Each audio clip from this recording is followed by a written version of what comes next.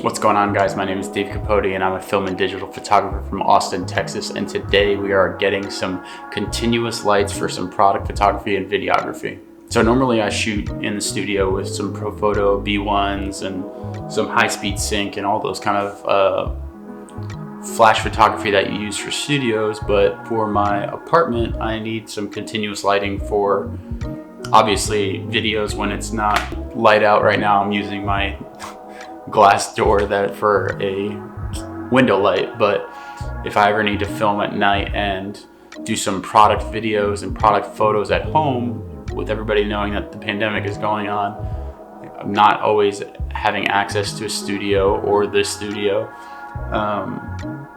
So I wanted to have some lighting here to basically fall back on.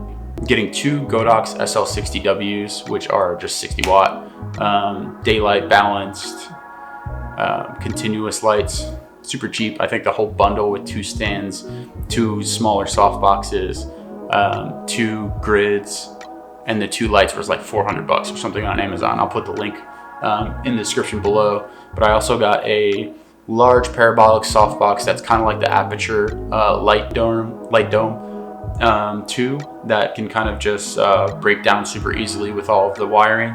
And then I also got a strip box from Godox that's just a large strip box that I can use for a rim light, or if I'm trying to do any kind of like crazy lighting like that. So hopefully today we will shoot some product photos or product videos. I don't know what I want to shoot today first, but I just want to kind of test out the lights, see how they perform, see if they're strong enough, if I need to get some 200 watts.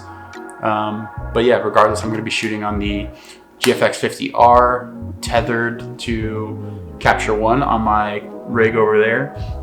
We'll see how that turns out. Maybe I can show you a little bit of that. Hopefully this package comes in soon because I've been waiting all day. I haven't gone to the gym yet and I don't want to wait anymore because somebody could take the lights from my front door and I don't want that to happen.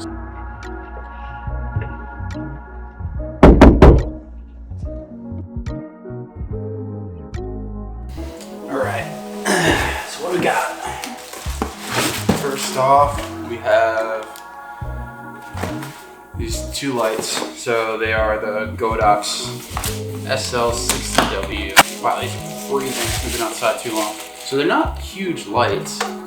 They're 60 watts. I forgot how to use these. We used to use these. So they're just LED lights, super small.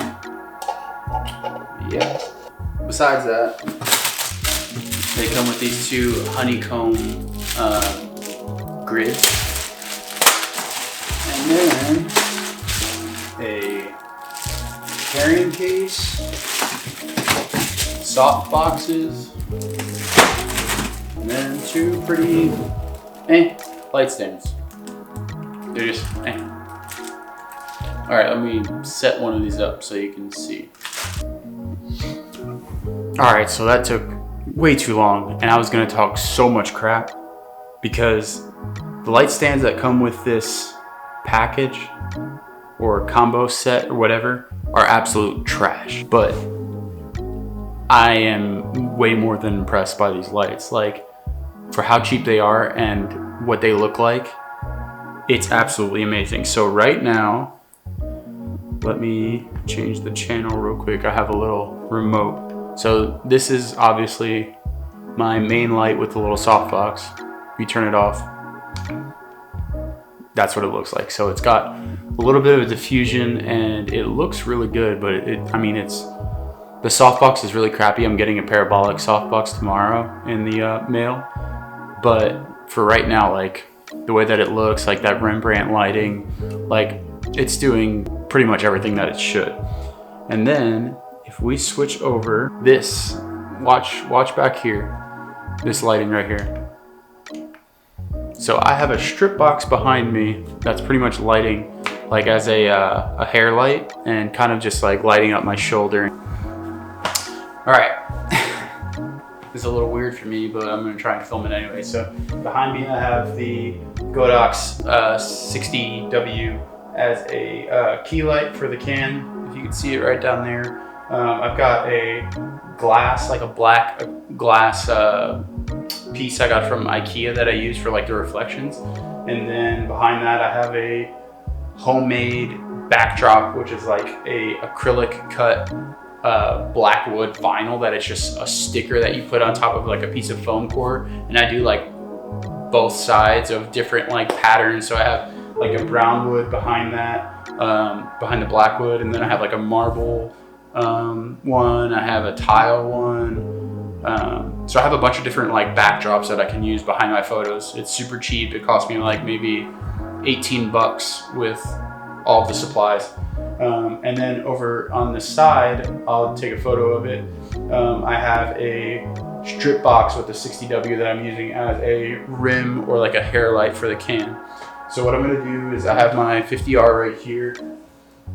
I have it tethered with the Tether Pro, and I have it connected to Capture One. So I'll put a video recording of the Capture One as I'm taking photos, and you guys can kind of just see like the process of what it's like to take photos with the 50R, Capture One, these new lights. Yeah, let's just take some photos. I finally got a composition and like settings that I really liked. Let me just throw these out of here, and I'm gonna take some quick photos of the product real quick. I don't even know, can you guys see the can? Yeah, you can see it like barely right there.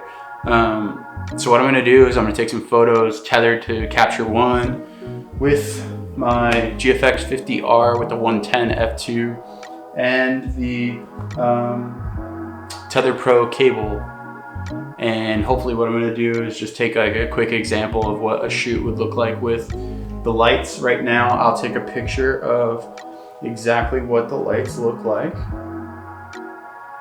and what I am seeing. There you go. Okay, so what we're gonna do is edit some of this photo real quick. As you can see, if I zoom in,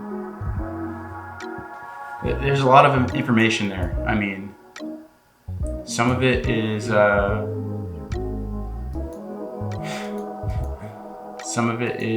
little bit blurry. Let me take another quick photo.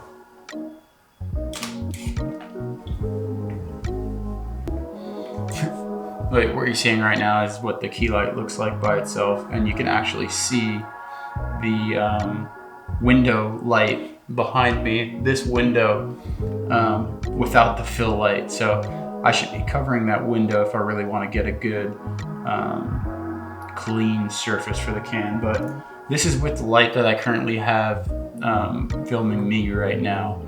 And so if I want to, let's get a little bit of curves in there. And let's just bring up some of the highlights, bring down some of the shadows, and then some of those mid-tones. I don't want it to be super contrasty, like you can see it right there, but it is a product shot and I want it to look as close to what the can actually looks as possible. So that's always the biggest rule with product photography. Like, you could have a photo that makes something look even better, like the colors look better, how they complement each other. But if it's not true to what the product really looks like, you're kind of faking somebody out when you're taking the photo, and they're gonna expect something that they're not gonna get back. So I'm trying to stay like as true as possible to this can. So what I'll do, I do want to bump some clarity. So what I'll do, I'll actually look, and you know, if there's any blemishes in the can, we could go in and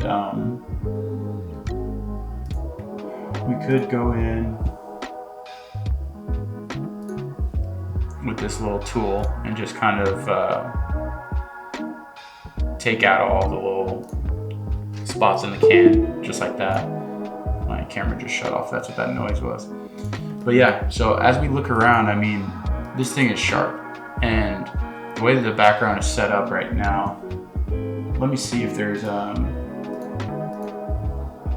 me make a new adjustment layer, and then what I'll do is I kind of want to darken this top part because it's a little bit bright from the corner of the light. So what I'll do is I'll bring that down a little bit, and then if I can, without kind of messing with the can, let's see how that looks.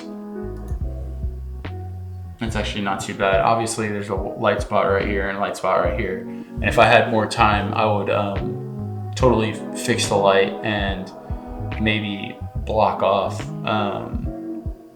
some of this light spill that's going onto the backdrop. But yeah, if you can look in the backdrop, like this is what I was talking about. So this is that wood backdrop that I was talking about. Let me raise up the exposure on this photo so you can see. So it's got like a wood grain pattern, and then obviously this is the black piece of glass that I was using.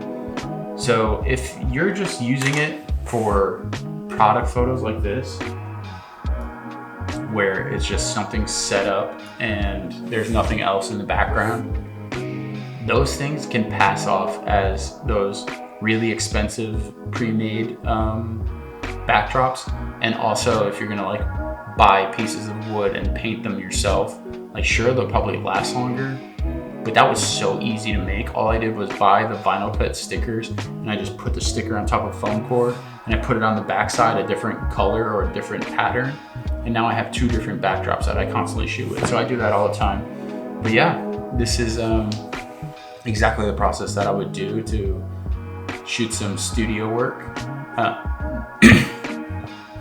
Hopefully you guys like this video. It's a little bit more hands-on, and I've never really filmed myself shooting. So hopefully you like it, and we'll see you next time.